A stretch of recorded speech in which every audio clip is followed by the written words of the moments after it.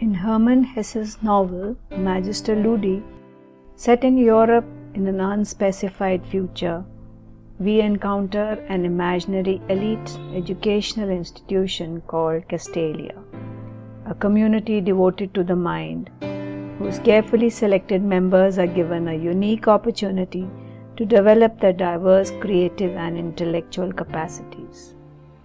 Every facility imaginable is placed at their disposal, and they are protected from all worldly pleasures and assured a basic allotment of food, clothing, and shelter. In return for this, they sacrifice all desire for material rewards and fame. In Castelia, there are no titles or honors, nor is there any possibility for marriage, family life, or proprietary possession. For Castalians, meditation plays a key role and is seen as a necessary balance to a vigorous intellectual life. Only a few seem to realize its spiritual value. Most Castalians graduate and work as teachers or instructors. The most highly gifted individuals, however, either continue their studies or become part of Castalia's elite, the glass bead game players. Hesse's protagonist, Joseph Netz, studies and develops under Castalia's guidance and eventually takes place in the hierarchy. Throughout his life, Joseph is conscious of an inner sensation which he describes as an awakening.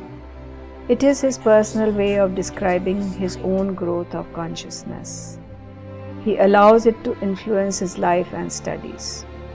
Throughout his lifelong process of awakening, Joseph comes into contact with many teachers. None influences him as profoundly as his beloved music master.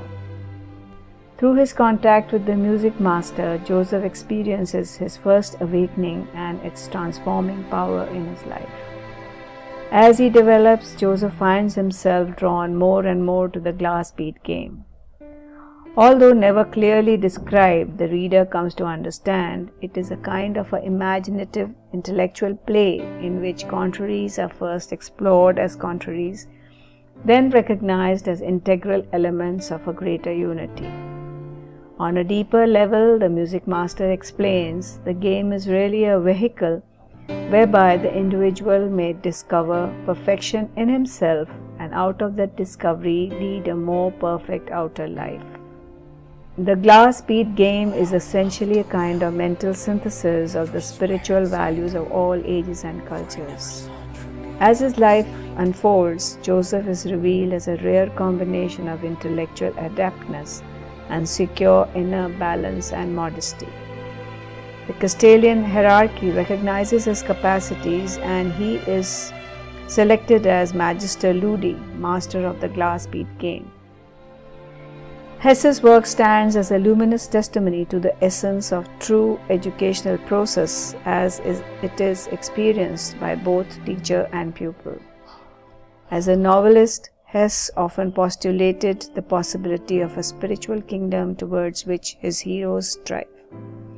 In several essays, he sought a new morality that would transcend the traditional dichotomy between good and evil and embrace all extremes of life in one unified vision.